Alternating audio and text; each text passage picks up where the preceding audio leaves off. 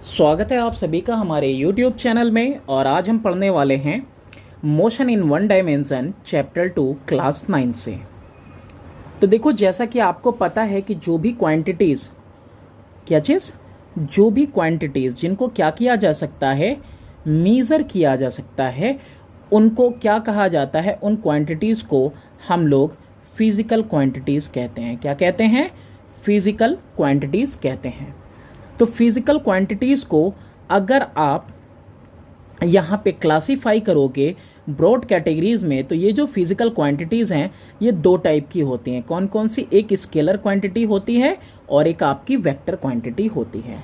तो चलो देखते हैं स्केलर क्वांटिटी और वेक्टर क्वांटिटी क्या होती हैं। तो स्केलर क्वांटिटीज़ कौन सी क्वांटिटीज़ होती हैं? तो दीज आर फिजिकल क्वांटिटीज़, ये वो फिजिकल क्वांटिटी हैं जिनको मेजर किया जा सकता है, जिनको एक्सप्रेस किया जाता है ओनली बाय देयर मैग्नीट्यूड, सिर्फ माप के द्वारा, यानी कितना मेजरमेंट है उसको एक्सप्रेस किया जाएगा सिर्फ और सिर्फ मैग्नीट्यूड से। तो उसको कहा जाएगा स्केलर क्वांटिटी। जैसे टाइम, जैसे मास और जैसे आपका ये टेम्परेचर है, तो सिर्फ इसमें मैग्नीट्यूड होता है। तो इसमें होता क्या है? देखो, इसमें दो चीजें होती हैं एक्सप्रेस करने के लिए इसको। यूनिट, जिसमें इस क्वांटिटी को मेजर किया जा रहा है। अब जैसे मास के लिए अलग अलग होता है ना, देखो मास के लिए आपका केजी भी होता है, ग्राम भी होता है, मिलीग्राम भी होता है। तो कौन सी यूनिट से आप उसको मेजर कर रहे हो, और दूसरी चीज न्यूमेरिकल वैल्यू आपको लिखनी होगी, ये चीज। तो ये आपके एग्जाम्पल्स हो गए इसके अंदर, जैसे 3 kg 5 kg है ना। तो ये चीजें हो गई आपका, जैसे 3 kg मैंने लिख दिया, टेम्परेचर 4 डिग्री सेल्सियस लिख दिया। तो इसमें आपको क्या मिल रहा है? यानी डिग्री सेल्सियस में हम नाप रहे हैं और 4 इसका मैग्नीट्यूड है। तो स्केलर क्वांटिटीज में सिर्फ दो चीजें होती हैं। वहीं बात करें वेक्टर क्वांटिटीज की, तो वेक्टर क्वांटिटीज कौन सी क्वांटिटीज हैं? ये वो फिजिकल क्वांटिटीज हैं जिनमें चाहिए आपको मैग्नीट्यूड यानी मेजरमेंट, माप, और साथ ही साथ उसका डायरेक्शन भी। ये दोनों चीज इसके अंदर चाहिए एक्सप्रेस करने के लिए। तो इनको एक्सप्रेस करने के लिए कंप्लीटली आपको दोनों तीन चीजों की जरूरत है। एक तो यूनिट, जो कि स्केलर में भी था, डायरेक्शन ये स्केलर में नहीं था, और न्यूमेरिकल वैल्यू क्वांटिटी की, जो कि स्केलर में भी था। तो इसमें एडिशनल चीज कौन सी है? डायरेक्शन। अब इसमें जैसे कि वेलोसिटी आएगा एग्जाम्पल में, फ्रिक्शन आएगा, वेट आएगा। तो इन सब चीजों के लिए, वहां मास था यहाँ वेट है, कंफ्यूज नहीं होना है। तो ये तीन चीजें चाहिए, ठीक है। तो जैसे कि हम लोग यहाँ पे एक्सेलरेशन भी होता है तो उसके ऊपर ऐसे एरो लगा देते हैं, है ना। फोर्स होता है तो फोर्स के ऊपर भी एरो लगा देते हैं, और ये एरो क्या दिखाता है? डायरेक्शन इंडिकेट करता है। तो जो भी क्वांटिटीज मेजर कर रहे हैं, डिस्प्लेसमेंट हो गया, एक्सेलरेशन हो गया, मोमेंटम हो गया, फोर्स हो गया, कुछ भी हो गया, ग्रेडियंट हो गया, इलेक्ट्रिक फील्ड हो गया, जो भी चीजें हैं उसमें अगर आपका डायरेक्शन भी इन्वॉल्व है, मतलब वो क्वांटिटीज कैसी हैं? वो क्वांटिटीज आपकी वेक्टर क्वांटिटीज हैं। फिर आगे बात करते हैं हम रेस्ट और मोशन के बारे में। तो रेस्ट और मोशन के बारे में बात करने से पहले आपको एक चीज तो पता होगी कि हर एक ऑब्जेक्ट पूरे यूनिवर्स में, दिख सकते हो यहाँ पे यूनिवर्स की बात कर रहे हैं, पूरे हर एक ऑब्जेक्ट जो है कि मूव कर रहा है। जैसे अपने पृथ्वी पे देखो तो हर एक चीज मूव कर रही है ना। चिड़िया उड़ रही है, गाड़ी यहाँ से वहां जा रही है, जानवर चल रहे हैं, और इवन अपने अर्थ भी जो है वो खुद मूव कर रही है, रोटेट कर रही है, रिवॉल्व कर रही है, मोशन में है। तो ऐसे देखो तो सारी चीजें कैसी हैं? मोशन में भी ही हैं, है ना। तो ये जो है ये जो अपनी गैलेक्सी वगैरह है, ये भी आपकी रेस्ट में नहीं है, सब मोशन में मूव कर रहे हैं, नथिंग इज एट रेस्ट। लेकिन फिर भी हम लोग कहते हैं कि एक पत्थर जो जमीन पे रखा हुआ है कहीं पे, वो कहाँ पे है? वो रेस्ट पोजीशन में। हम लोग कहते हैं कि नहीं कहते हैं? जैसे एक पेड़ है तो पेड़ को हम लोग कहते हैं कि हाँ एक जगह पे स्थिर है ना। उसी तरीके से आप कैसे डिफाइन करोगे एक रेस्ट को, किसी चीज को रेस्ट पे, या कोई चीज मोशन में है, कैसे डिफाइन करोगे? मोशन तो पता चल गया, हर एक चीज पूरी यूनिवर्स ही मोशन में है। तो रेस्ट क्या है? तो body is said to be at rest. Rest में कब है बॉडी? अगर वो अपना पोजीशन नहीं चेंज करे, if it does not change its position with respect to its immediate surrounding, जैसे कि आप यहाँ पे बैठे हुए हो या खड़े हैं और सामने आपके एक पत्थर है और ये पत्थर आप यहीं पे हो और काफी देर से हो और ये पत्थर भी आपके सामने है, आपके पोजीशन के रिस्पेक्ट में इस पत्थर का जो पोजीशन है वो चेंज नहीं हो रहा है, आप इसके लिए इमीडिएट सराउंडिंग हो, तो इसको क्या कहा जाएगा कि ये चीज आपकी रेस्ट पोजीशन में है। तो यानी रेस्ट को डिफाइन करने के लिए क्या करना होगा, एक इमीडिएट सराउंडिंग का होना जरूरी है। इमीडिएट सराउंडिंग के साथ उसका कैसा वो पोजीशन चेंज कर रहा है नहीं कर रहा है। अगर पोजीशन चेंज कर रहा है, जैसे फुटबॉल है, किसी ने किक कर दिया तो आगे बढ़ने जाता है, आप वहीं हो लेकिन फुटबॉल आगे बढ़ गया। ऐसे ही ट्रेन है, आप प्लेटफॉर्म पे खड़े हैं, ट्रेन आगे बढ़ गई। तो ये सारी चीजें कैसी हैं, मोशन में कार वगैरह। लेकिन यहाँ पे अगर पोजीशन चेंज नहीं कर रहा, इसका मतलब वो चीज कैसी है, रेस्ट में। जैसा आपका घर है, वो इमीडिएट सराउंडिंग से कहीं आगे यहाँ वहां नहीं जाता। जैसे कोई पेड़ है, वो आसपास यहाँ वहां उसका पोजीशन चेंज नहीं होता, वो एक ही जगह पर स्थिर है, तो यानी वो रेस्ट पोजीशन में है। जबकि बात करें हम लोग मोशन की, a body is said to be a motion if it changes its position with respect to its immediate surrounding. अब यहाँ पे जैसे हमने बात की फुटबॉल की, तो देखो इसने किक किया फुटबॉल को, ये तो यहीं रह गया लेकिन फुटबॉल कहीं मूव कर गया। हम यहाँ नीचे ग्राउंड पे हैं और ऊपर ये जो चिड़िया है ये उड़ती हुई जा रही है, यानी ये पोजीशन हमारे रिस्पेक्ट में चेंज कर रही है। अभी हमारे सामने थी, अभी आगे बढ़ गई और आगे चली गई, यानी ये मोशन में है। कोई फ्लाई वगैरह है, चिड़िया वगैरह है या तितली है, कोई भी चीज ऐसी मूव करती हुई, ट्रेन वगैरह कुछ भी ले लो। तो यहाँ पे हम समझ सकते हैं रेस्ट और मोशन को। तो मोशन यानी कि किसी भी इमीडिएट सराउंडिंग के रिस्पेक्ट में उसका क्या हो रहा है, पोजीशन चेंज हो रहा है, और पोजीशन अगर चेंज नहीं हो रहा है तो इसका मतलब वो बॉडी कैसी है, रेस्ट में है। अब रेस्ट और मोशन समझने के बाद हम चलते हैं वन डायमेंशनल मोशन में। वन डायमेंशनल मोशन कैसा होता है, when a body moves along a straight line path, एक स्ट्रेट लाइन पाथ पे जब कोई बॉडी मूव कर रही है तो उसको हम लोग उसके मोशन को कहते हैं वन डायमेंशनल मोशन। यानी कि अगर कोई बॉडी है मूव कर रही है कर्व्ड पाथ पे तो उसका मोशन कैसा हो जाएगा, टू डायमेंशनल हो जाएगा। और वहीं बॉडी अगर स्पेस में मूव कर रही है तो उसका मोशन कैसा हो जाएगा, थ्री डायमेंशनल। इस चैप्टर में हमको सिर्फ क्या पढ़ना है, वन डायमेंशनल मोशन पढ़ना है। तो देखो यहाँ पे सबसे बेहतरीन एग्जांपल यहाँ पे वन डायमेंशनल मोशन का है। जैसे ट्रेन है एकदम सीधे ट्रैक पे चलती जा रही है तो ये वन डायमेंशनल मोशन हो गया। टू डायमेंशनल मोशन देखो, जैसे कि यहाँ पे आपका टू डायमेंशनल मोशन है, जैसे इसने फुटबॉल किक की, यानी कि कर्व में जा रहा है।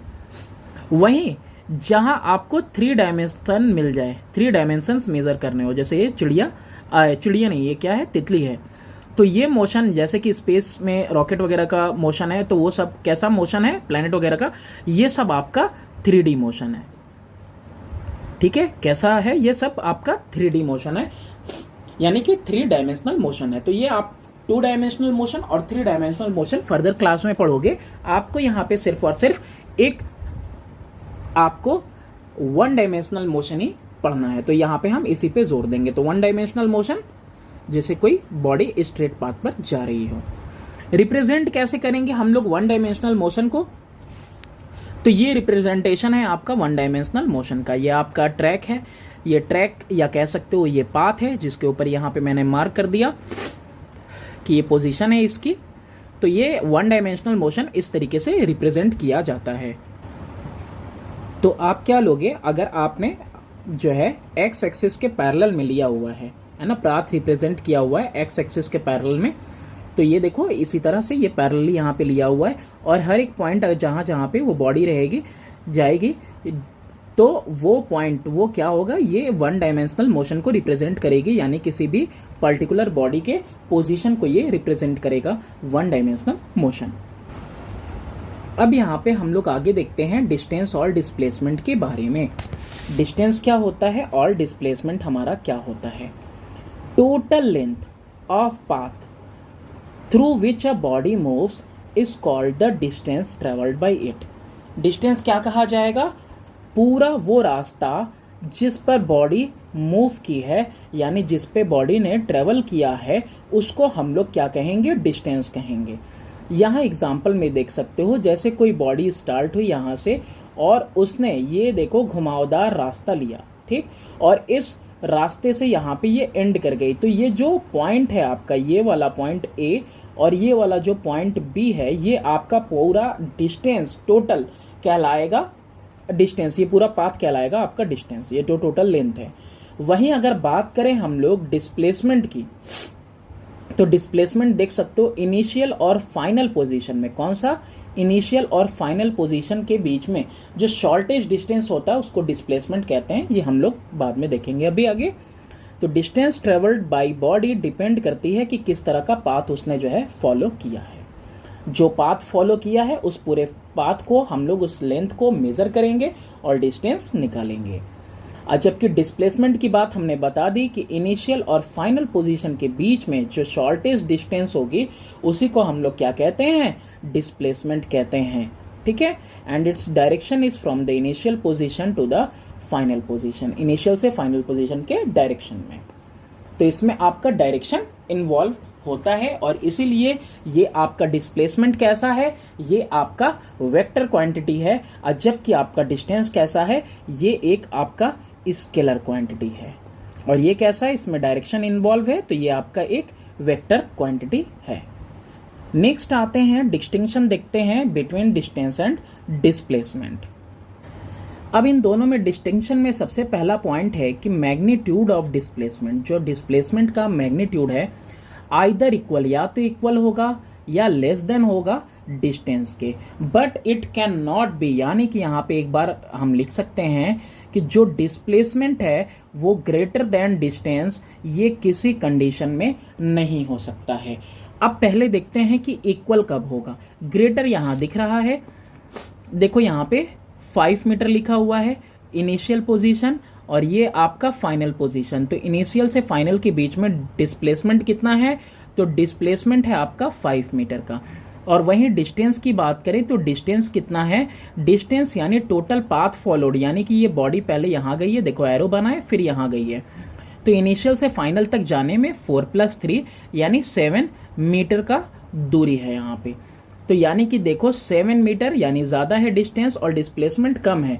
तो जब कभी भी कोई बॉडी जिगजैग वे पे जाएगी, कर्व पाथ पे जाएगी, तो हर समय होगा क्या कि distance will be greater than displacement. Distance क्या होगा, ग्रेटर देन डिस्प्लेसमेंट होगा।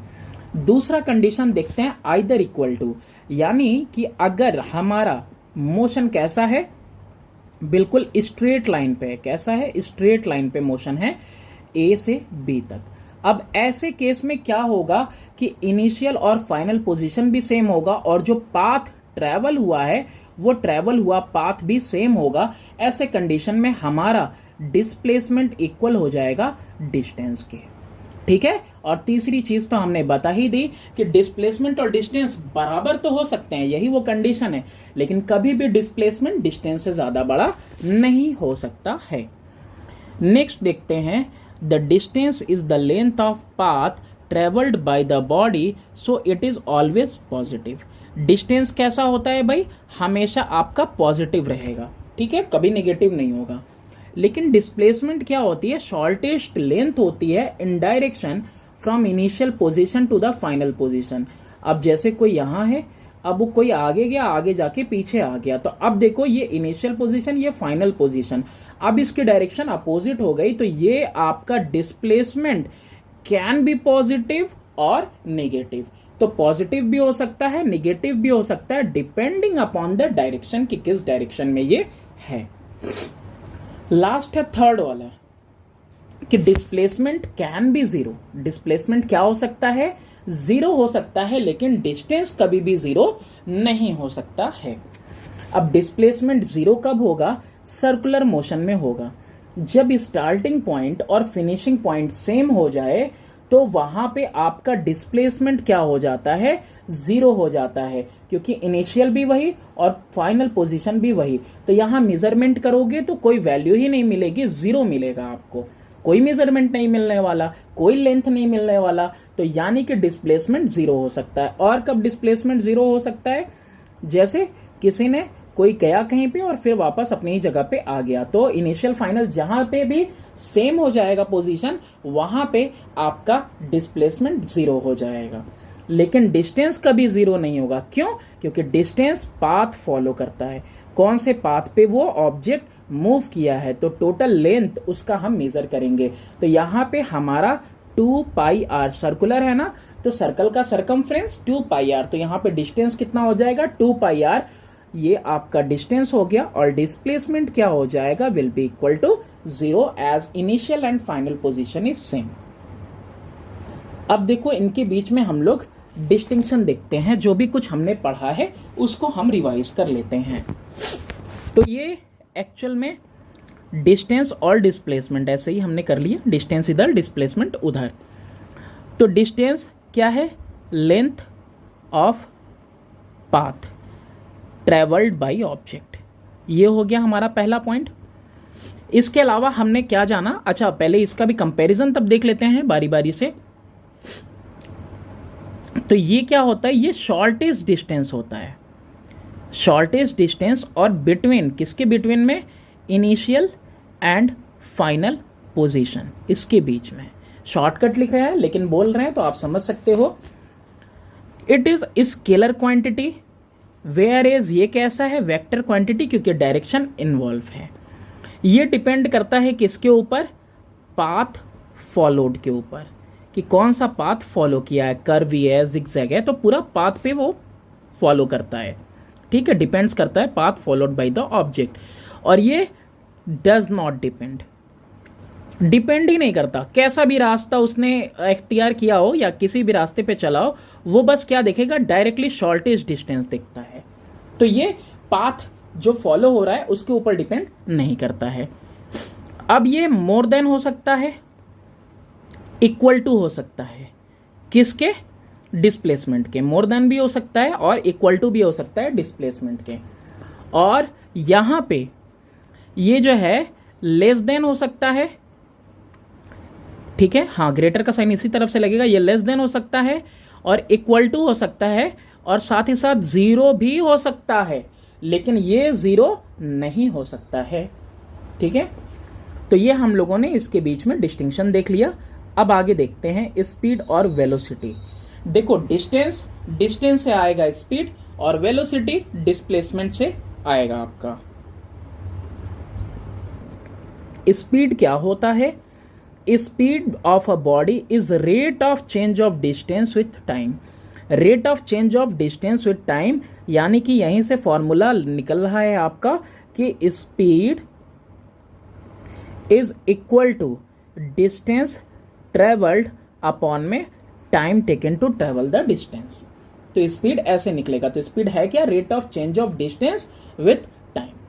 न्यूमेरिकली क्या होता है, distance travelled by body in 1 second. तो इससे हम लोग रिप्रेजेंट करते हैं, मीटर पर सेकेंड में भी रिप्रेजेंट करते हैं, किलोमीटर पर आवर में भी रिप्रेजेंट करते हैं, ठीक है। और इसके अलावा माइल पर आवर, मतलब जैसा आप लेना चाहो यूनिट, वैसा यूनिट आप चूज कर सकते हो। अच्छा, और क्या स्पीड के बारे में हम जानेंगे, तो डिस्टेंस की जो यूनिट होती है वो लेंगे, और टाइम की जो यूनिट होती है वो लेंगे, तो उसके हिसाब से निकलेगा। तो ऐसा ही यूनिट हम लोग देख लेते हैं। अगर डिस्टेंस की यूनिट हमने क्या ली है, हमने डिस्टेंस की यूनिट मीटर में ली है, और टाइम की यूनिट सेकंड में, तो हमारा क्या बनेगा, मीटर पर सेकंड, ठीक है। ये क्या होता है आपका, ऐसा यूनिट स्पीड का होता है मीटर पर सेकंड। और वहीं सीजीएस यूनिट की बात करें तो सीजीएस यूनिट में क्या होगा, डिस्टेंस आपको सेंटीमीटर में लेना होगा और आपको टाइम सेकंड में ही लेना होगा। तो सेंटीमीटर पर सेकंड, ये क्या हो गया आपका सीजीएस यूनिट हो गया। नेक्स्ट आगे देखते हैं स्पीड से ही कि स्पीड में कितने तरह की स्पीड है। तो एक है आपका यूनिफॉर्म स्पीड। यूनिफॉर्म मतलब होता है एक जैसा, एक जैसा यानी कि चेंज ना होने वाला। A body is said to be moving with uniform speed if it covers equal distance in equal interval of time throughout its motion। कहने का मतलब ये है कि कोई बॉडी, जैसे यहाँ पे एक बॉडी है 1 मीटर ट्रेवल की 1 सेकेंड के अंदर, फिर 1 मीटर ट्रेवल की 1 सेकेंड के अंदर, फिर 1 मीटर ट्रेवल करती है 1 सेकेंड के अंदर, यानी कि इक्वल इंटरवल ऑफ टाइम क्या है, 1 1 सेकेंड है, और इक्वल डिस्टेंस क्या है, 1 1 मीटर है। जैसे ही 1 सेकेंड बीतता है 1 मीटर ये डिस्टेंस कवर कर लेती है।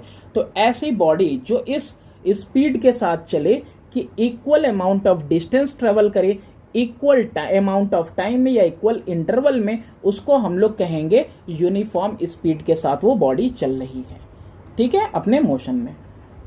फिर आता है non uniform. Non uniform, without uniform, school में तो पता ही होगा आपको कि आप यूनिफॉर्म में जब कभी मैंने ऐसा किया है कि जब कभी बिना यूनिफॉर्म के कोई जाता, बर्थडे वड्डे होता था तो लोग जाते थे तो विदाउट यूनिफॉर्म। तो नॉन यूनिफॉर्म, यूनिफॉर्म मतलब एक जैसा, नॉन यूनिफॉर्म मतलब एक जैसा नहीं। तो नॉन यूनिफॉर्म और वेरिएबल स्पीड क्या होता है, आप इसी डायग्राम से समझो कि जब, पहले डेफिनेशन देख लें, a body said to be moving with non uniform या फिर वेरिएबल स्पीड, बदलते हुए स्पीड के साथ बॉडी ट्रेवल कर रही है अगर वो अनइक्वल डिस्टेंस ट्रेवल करती है इक्वल इंटरवल ऑफ टाइम में। यानी कि इसी डायग्राम के अंदर, पहले इरेज कर लेते हैं, तो अगर यहां पे 1 मीटर की जगह पे, यहां पर 1 मीटर की जगह पे अगर यहां पे 1 सेकेंड में इसने 11 मीटर ट्रेवल किया, 1 सेकेंड में इसने 21 मीटर ट्रेवल किया, अरे मान लेते हैं, मानने में क्या जा रहा है, नहीं जा रहा है तो फिर देख लो, तो यहाँ पे इसको कट कर लो।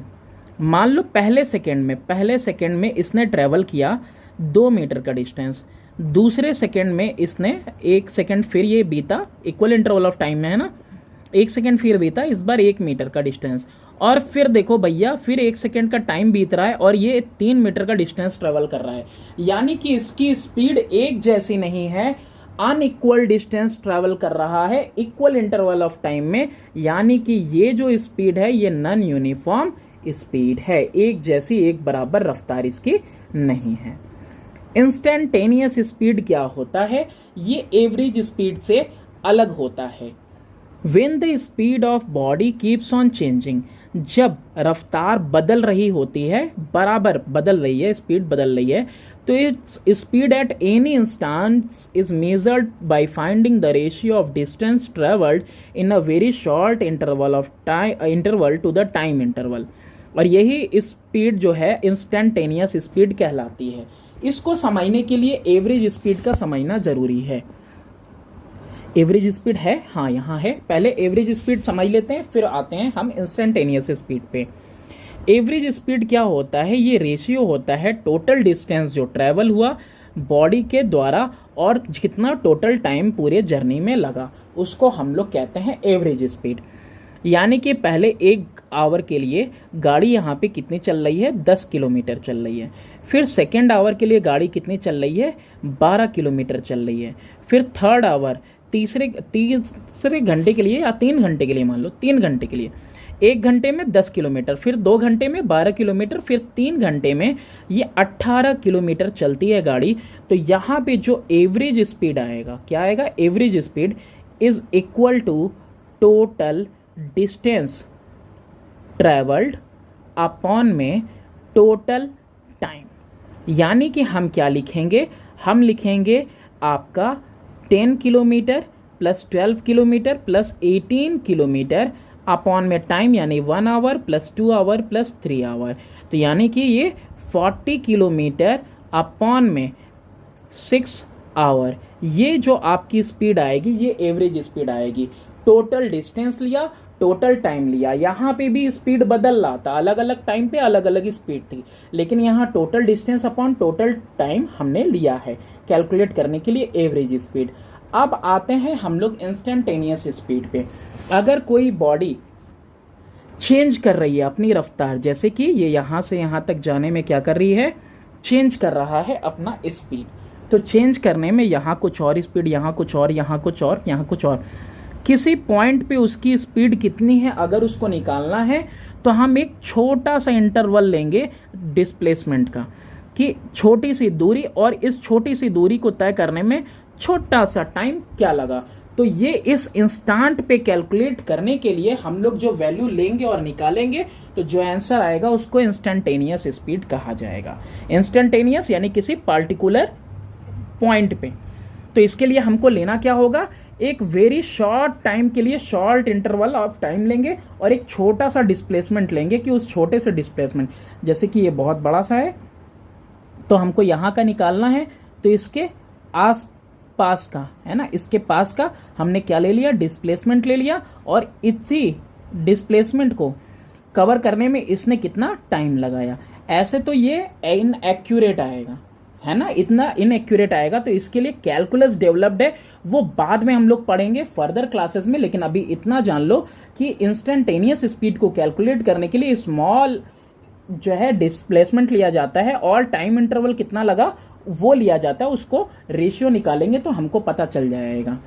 तो यहाँ पे फॉर्मूला लिख देते हैं हम।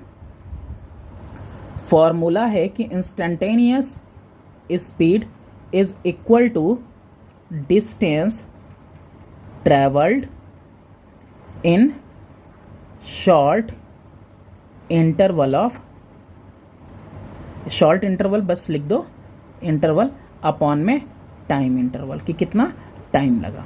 तो वो इंस्टेंटेनियस यानी कि उस एक पॉइंट के पास उसकी कितनी स्पीड है वो पता चल जाएगी। तो वो उस पर्टिकुलर पॉइंट पे जो स्पीड होगी that is only called instantaneous speed. और एवरेज स्पीड में total distance upon total time हम लोग लेते हैं। अब जैसे आपने स्पीड देखा जिसमें कि डिस्टेंस का इन्वॉल्वमेंट है जो कि एक स्केलर क्वांटिटी है, वैसे ही वेलोसिटी क्या है, वेलोसिटी एक वेक्टर क्वांटिटी है जिसमें कि आपका डिस्प्लेसमेंट है, और डिस्प्लेसमेंट क्या है, आपका वेक्टर क्वांटिटी। तो डिस्प्लेसमेंट वेक्टर क्वांटिटी है, इसी की वजह से यहां पे आपका वेलोसिटी भी एक वेक्टर क्वांटिटी है। तो velocity of a body is the distance travelled per second by the body in a specific direction. अब यहाँ पे उन दोनों डेफिनेशन में फर्क क्या है, सिर्फ फर्क है डायरेक्शन का। Distance travelled per second bye body in a specified direction, ठीक है। तो ये है, ये कैसी क्वांटिटी है बता ही दिया, वेक्टर क्वांटिटी है। कैसी है, वेक्टर क्वांटिटी। अच्छा, इसका जो यूनिट होगा वो क्या होगा, तो देखो भाई वेलोसिटी, पहले तो फॉर्मूला देखते हैं, is equal to displacement upon में टाइम टेकन। तो डिस्प्लेसमेंट की यूनिट आपने मीटर में अगर ले ली और आपने टाइम सेकंड में लिया तो इसकी भी यूनिट बिल्कुल वैसे ही आ जाएगी जैसे स्पीड की आती है ना। तो क्या हो जाएगा आपका, ये मीटर पर सेकंड हो जाएगा। सीजीएस यूनिट में लेंगे तो सीजीएस में भी क्या करना होगा हमको, ऊपर सेंटीमीटर नीचे सेकंड लेंगे तो सेंटीमीटर पर सेकंड। तो इसकी भी यूनिट कैसे, इसका भी कैसा आ रहा है, यूनिट सेम आ रहा है उसी की तरह। तो ये ऐसा ही यूनिट है आपका वेलोसिटी का, मीटर पर सेकंड। तो बस यहाँ पे वेलोसिटी में आपको क्या रहेगा, डायरेक्शन रहता है ना, डायरेक्शन इन्वॉल्व है। यूनिफॉर्म वेलोसिटी क्या होती है, जैसे आपका यूनिफॉर्म स्पीड था वैसे ही आपका यूनिफॉर्म वेलोसिटी होता है। तो जैसे कोई बॉडी ए से बी तक जा रही है और बीच में टाइम इंटरवल हमने डिवाइड कर दिया, ठीक है। टाइम इंटरवल यानी कि 1 सेकेंड, फिर से 1 सेकेंड, फिर से 1 सेकेंड, 1 सेकेंड और फिर से 1 सेकेंड, और हर 1 सेकेंड में 1 मीटर डिस्टेंस ये ट्रेवल कर रही है। कितना डिस्टेंस ट्रेवल कर रही है, 1 मीटर। तो if a body travel equal distances in a particular direction in equal interval of time, तो देखो यहाँ पे डायरेक्शन भी इन्वॉल्व है, तो एक पर्टिकुलर डायरेक्शन में इक्वल इंटरवल ऑफ टाइम में इक्वल डिस्टेंस ट्रेवल कर रही है, यानी बॉडी कैसे चल रही है, यूनिफॉर्म वेलोसिटी के साथ चल रही है। वैसे ही नॉन यूनिफॉर्म वेलोसिटी क्या हो जाएगी, नॉन यूनिफॉर्म वेलोसिटी भी वैसे ही हो जाएगी कि यहाँ पे पॉइंट ए है, पॉइंट बी है, यहाँ से बॉडी ने चलना शुरू किया एक पर्टिकुलर डायरेक्शन में, किसमें, एक पर्टिकुलर डायरेक्शन में। अब यहाँ पे टाइम इंटरवल हम डिवाइड कर देते हैं। Time interval again 1 second, 1 second, और यहाँ पे भी वैसे ही हमने टाइम इंटरवल ले लिया। लेकिन अब यहाँ पे 1 मीटर चल रही, यहाँ पे 1.5 मीटर, यहाँ पे 2.5 metre, again 2 metre, again 1 metre. तो यहाँ पे टाइम इंटरवल तो सेम है, लेकिन जो डिस्टेंस ट्रेवल हो रहा है वो टाइम इंटरवल में डिफरेंट डिफरेंट डिस्टेंस ट्रेवल कर रही है। तो ऐसे वेलोसिटी को, ऐसे को क्या कहेंगे हम लोग? नॉन यूनिफॉर्म या फिर वेरिएबल वेलोसिटी कहेंगे। तो the velocity of a body can be variable either due to change in its magnitude, देखो मैग्नीट्यूड में चेंज होने की वजह से या फिर डायरेक्शन में चेंज होने की वजह से, बोथ मैग्नीट्यूड एंड डायरेक्शन, या फिर दोनों में बदलाव आए तो भी, यानी डायरेक्शन बदलेगा तो भी नॉन यूनिफॉर्म वेलोसिटी हो जाएगी, यानी कि सर्कुलर वाला। ठीक है, सर्कुलर वाले में क्या होता है, में स्पीड तो सेम होती है, इसमें वेलोसिटी सेम रहती है, वेलोसिटी आपकी सेम रहेगी, लेकिन यहाँ पे क्या होता है, जो डिस्टेंस होता है, जो डायरेक्शन होता है, ये डायरेक्शन चेंज होता रहता है ना। इसीलिए हमेशा सर्कुलर मोशन को हम लोग क्या कहते हैं? यूनिफॉर्म सर्कुलर मोशन को हम लोग एक्सेलरेटेड मोशन कहते हैं। तो वही बात कह रहा है कि या तो मैग्नीट्यूड में चेंज आ जाए, या तो डायरेक्शन में चेंज आ जाए, या मैग्नीट्यूड प्लस डायरेक्शन दोनों में चेंज आ जाए तो भी क्या हो जाएगा? नॉन यूनिफॉर्म वेलोसिटी हो जाएगी।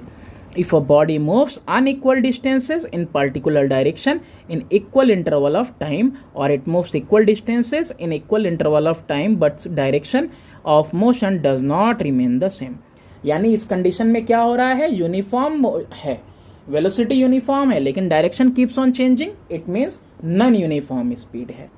ठीक है, तो when the velocity of body is said to be variable or non uniform। फिर आते हैं हम इंस्टेंटेनियस वेलोसिटी के ऊपर। इंस्टेंटेनियस वेलोसिटी, तो बिल्कुल इंस्टेंटेनियस स्पीड के साथ ही इसको समझते हैं। अच्छा, आप देख चुके हो ऑलरेडी वो पहले वाला एग्जांपल। तो यहां पे भी जैसे ए से बी जा रही है बॉडी एक पर्टिकुलर डायरेक्शन में, तो क्या होगा कि इसका जो स्पीड होगा it will keep on changing, जो स्पीड है चेंज हो रही है, यहाँ पे अलग, यहाँ पे अलग, यहाँ पे अलग, यहाँ पे अलग, यहाँ पे अलग, चेंज है बिल्कुल। किसी पर्टिकुलर जगह पे अगर यहाँ पे इस पॉइंट पे हमको निकालना है कि उसकी वेलोसिटी कितनी है एक पर्टिकुलर इंस्टेंट पे, तो हमको यहाँ पे एक शॉर्ट डिस्टेंस नहीं, वही डिस्प्लेसमेंट लेना होगा, शॉर्ट डिस्प्लेसमेंट, और वहाँ डिस्प्लेसमेंट को कवर करने में कितना इंटरवल ऑफ टाइम लगा।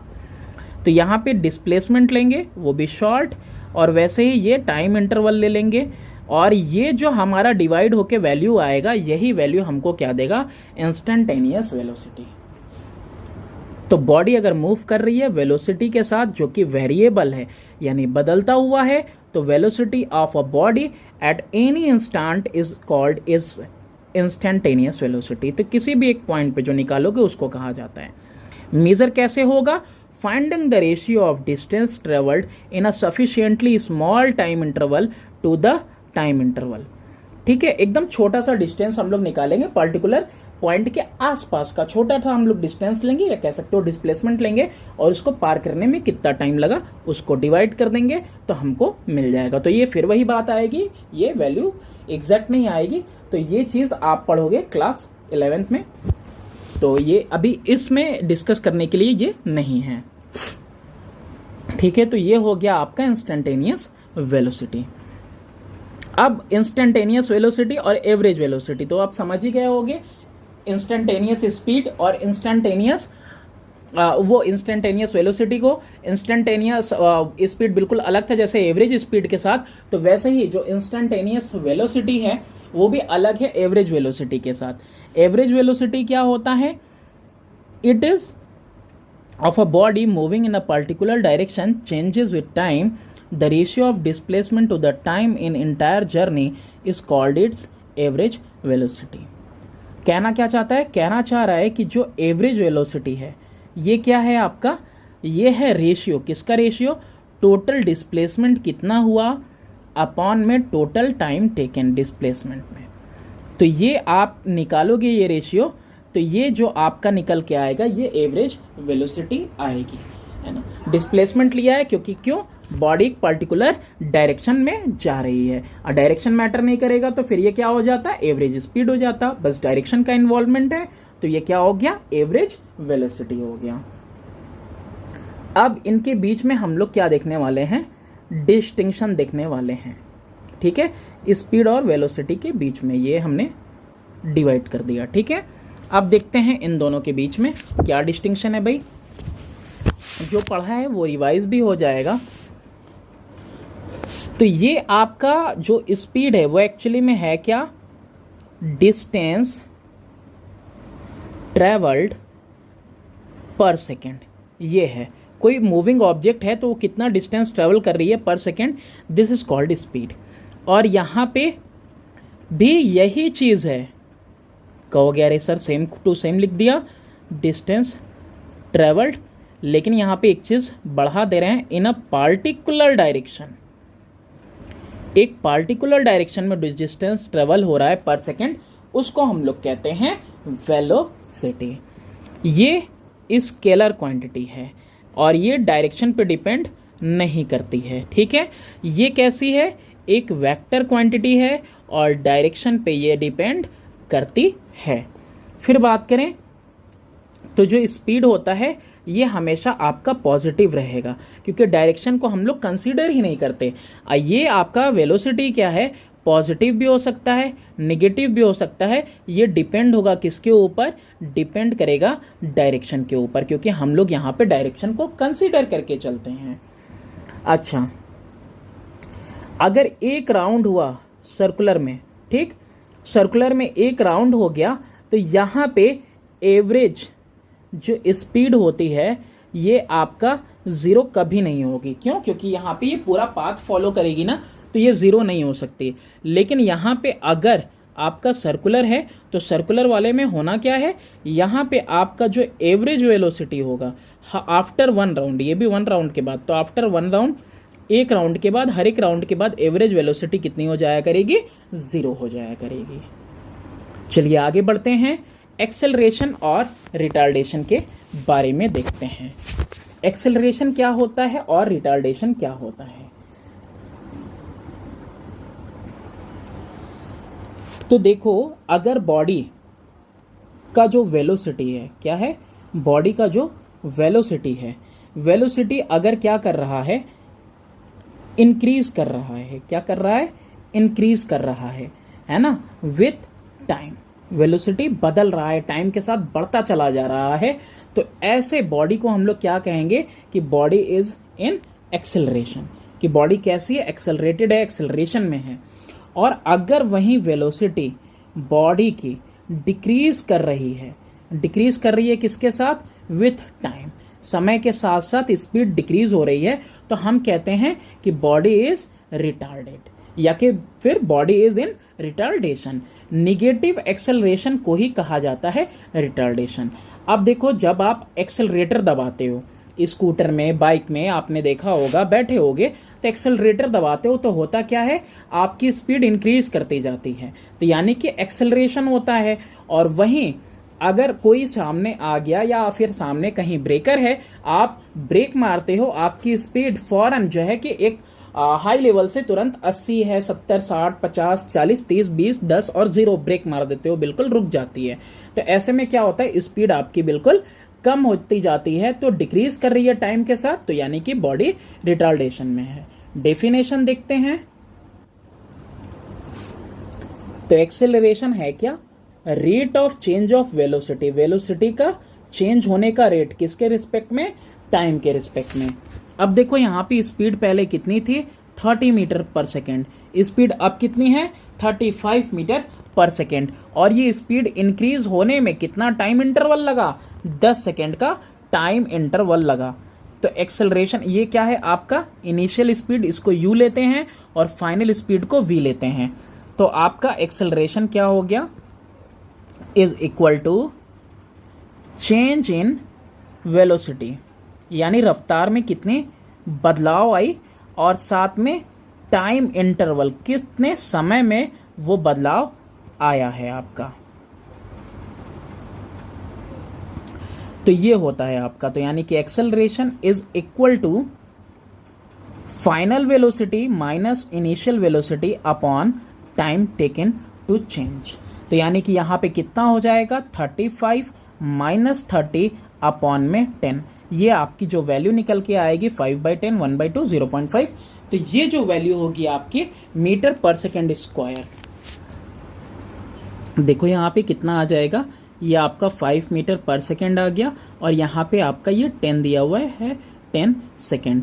तो 5 से 1 जा 2 जा, तो ये 0.5 या फिर और कह सकते हो 1/2 मीटर पर सेकेंड स्क्वायर। तो ये इसकी क्या हो गई, यूनिट हो गई। ठीक है, तो एसआई यूनिट क्या होती है, मीटर पर सेकेंड स्क्वायर, ये एसआई यूनिट होती है।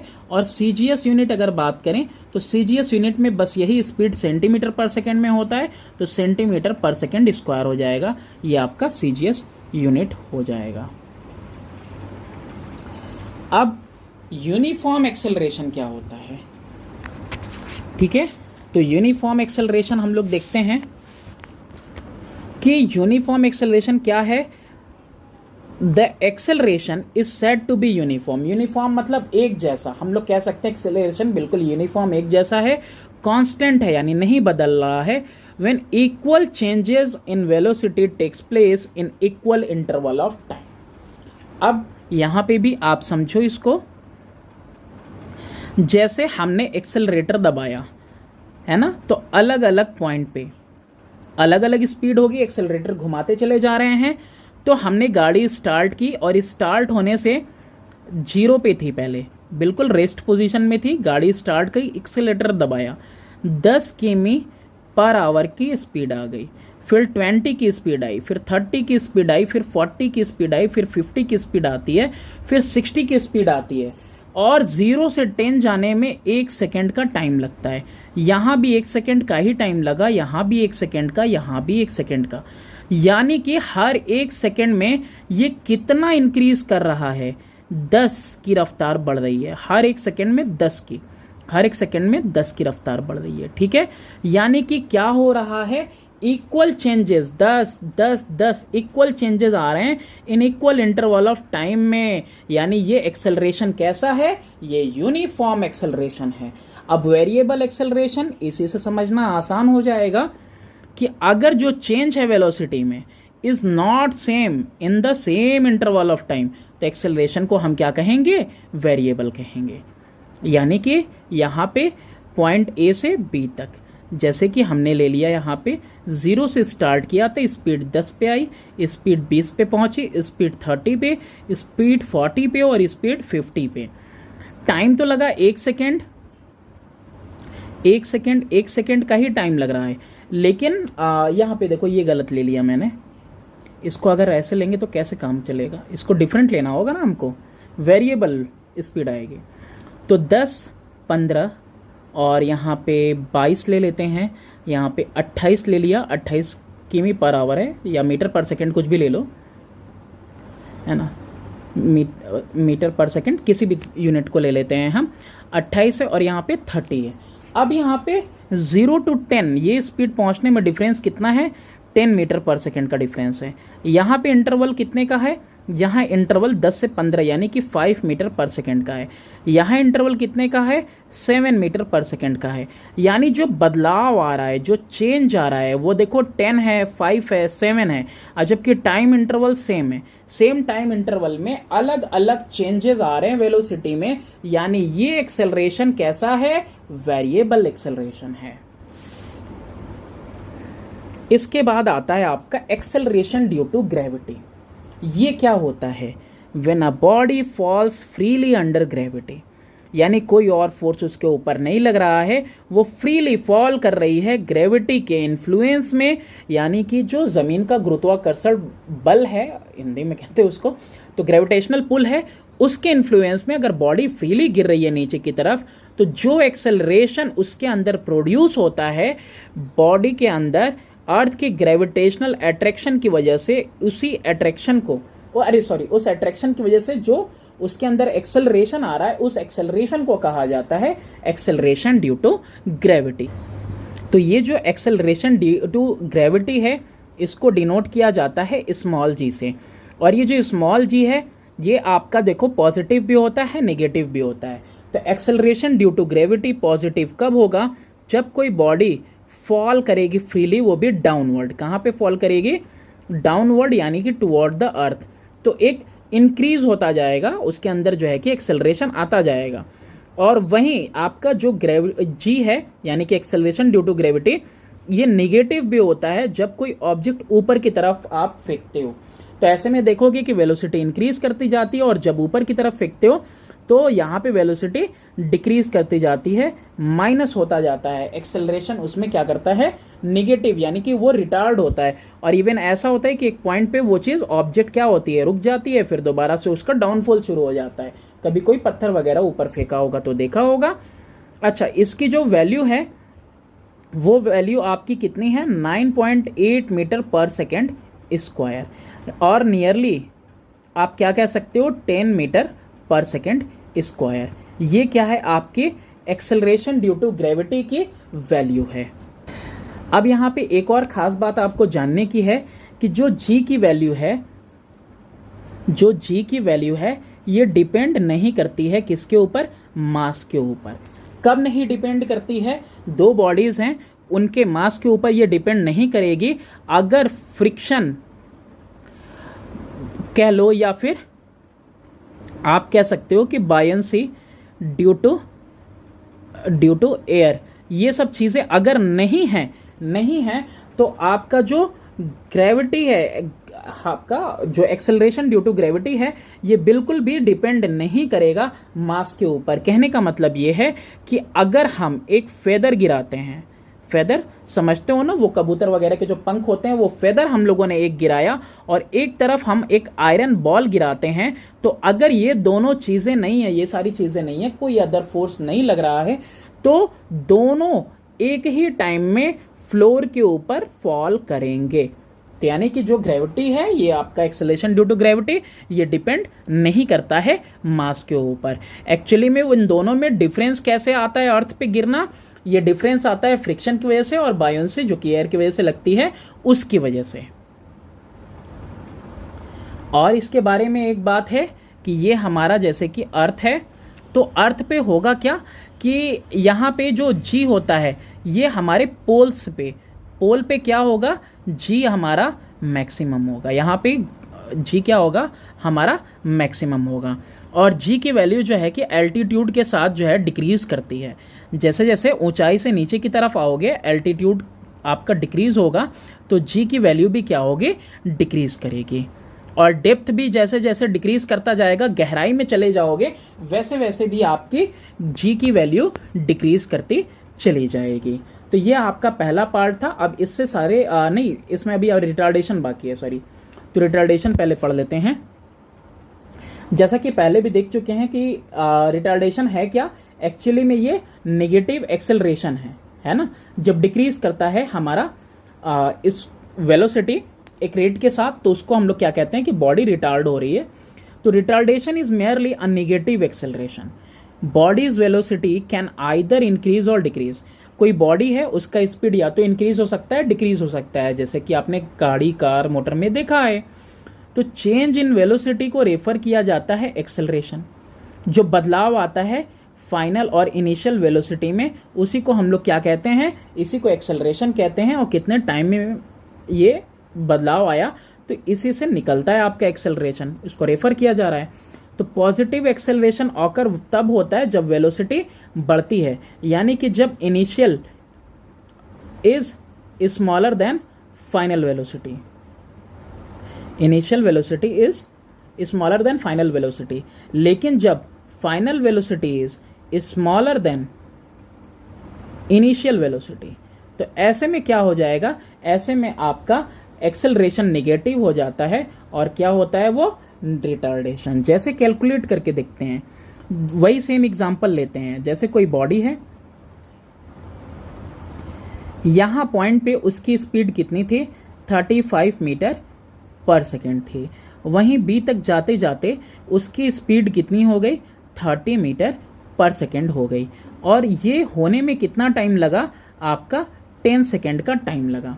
अब ये है आपका इनिशियल स्पीड और ये है आपका फाइनल स्पीड।